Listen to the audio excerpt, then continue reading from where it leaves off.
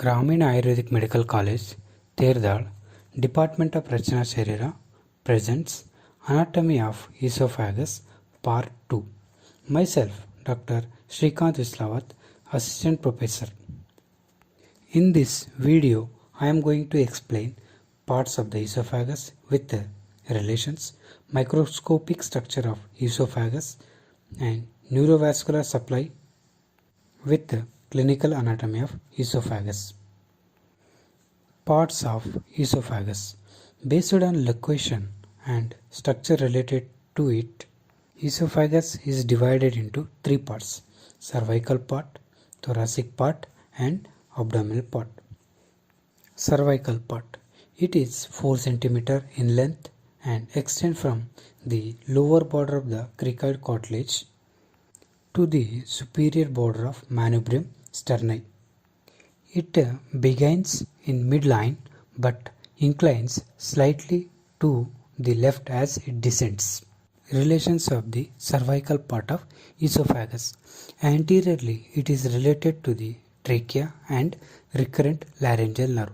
Posteriorly, it is related to the prevertebral fascia, longus colli muscle and vertebral column. Here, the prevertebral layer of the deep cervical fascia forms a movable base on which the trachea and esophagus move up and down during swallowing and phonation. On each side, esophagus is related to the lobe of thyroid gland, common carotid artery and thoracic duct on the left side. Next is thoracic part. It is 20 cm in length. It extends from the superior border of manubrium sterni to the esophageal opening of the diaphragm. Anteriorly, esophagus is related with the structures of the thoracic cavity. These structures from above downwards are trachea, arch of aorta, right pulmonary artery, left principal bronchus, left atrium enclosed in the pericardium and diaphragm. Posteriorly, esophagus is related with the vertebral column, right posterior intercostal arteries, thoracic duct, azygous vein, hemiazygous vein at terminal parts and descending thoracic aorta. The structures related to the right side of the esophagus are right lung and pleura, azygous vein and right vagus nerve. To the left of the esophagus, the structures related are arch of aorta, left subclavian artery, thoracic duct, left lung and pleura, left recurrent laryngeal nerve and descending thoracic aorta. In the aperture of the diaphragm, where the esophagus is passing from thoracic cavity to the abdominal cavity, here esophagus is anteriorly related with the left vagus nerve and posteriorly it is related with the right vagus nerve. The third part of the esophagus is abdominal part. It is 1 to 2 cm in length, extend from esophageal opening in the diaphragm to the cardiac end of the stomach. Anteriorly, it is related with the posterior surface of the left lobe of liver and left gastric nerve. Posteriorly, esophagus in this abdominal part related with the left crus of diaphragm and right gastric nerve. Abdominal part of the esophagus is the only part where it is covered with the peritoneum. Microscopic structure of esophagus. Histologically, the esophageal tube is made up of 4 layers. From within outwards, these are mucosa, submucosa, muscular layer and fibrous membrane. The mucosa composed with 3 components: epithelium, lamina propria muscularis mucosa. The epithelium of mucosa is lined by stratified squamous and non-keratinized epithelium. The lamina propria contains esophageal glands at cardiac end. The third component is muscularis mucosa. It is very thick and made up of only longitudinal layer of smooth muscle fibers. Submucosa. It contains mucous esophageal glands. Muscular layer. In upper one-third of the esophagus, it presents skeletal muscle. In middle one-third of esophagus, it shows both skeletal and smooth muscles. In the lower one-third of the esophagus, only the smooth muscle fibers are present. The last layer is fibrous membrane or called adventitia.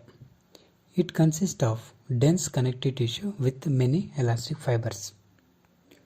Neurovascular supply of the esophagus. In that, arterial supply.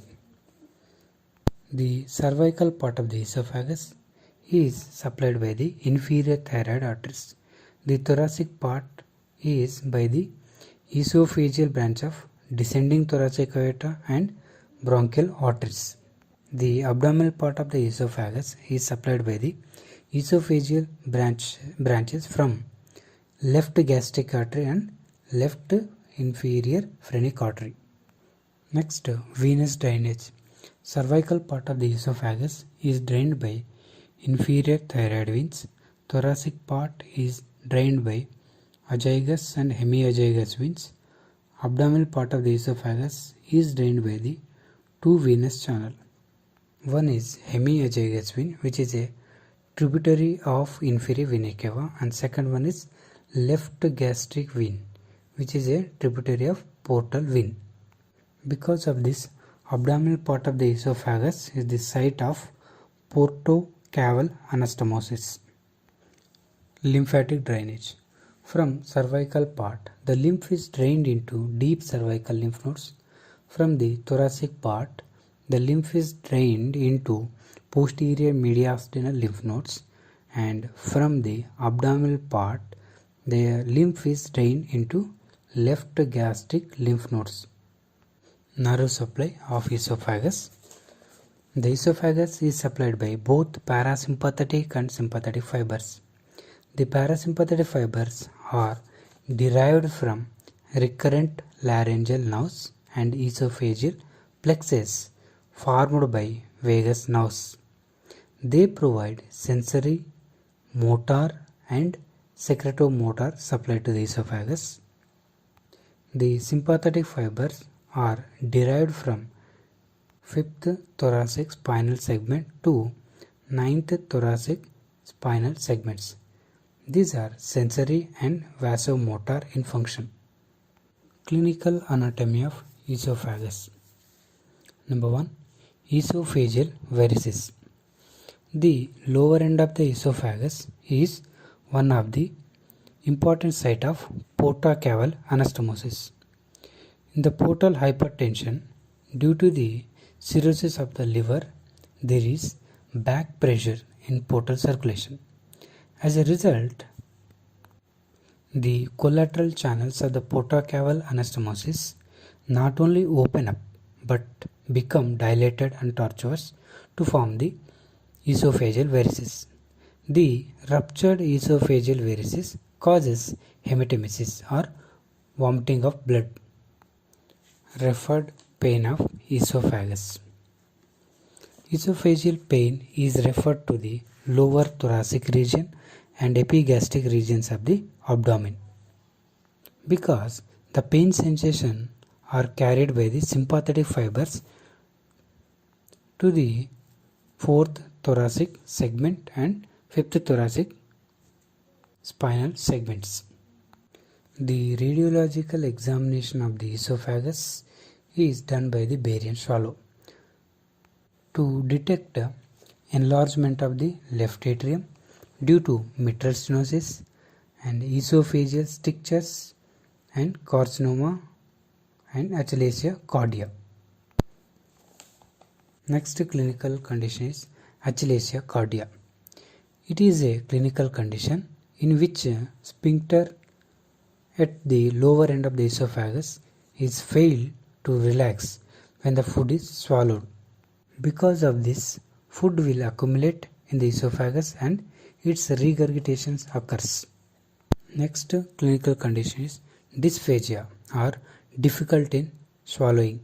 It occurs due to compression of the esophagus from outside by aortic arch aneurysm or enlargement of lymph nodes or abnormal right subclavian artery which is passing posterior to the esophagus.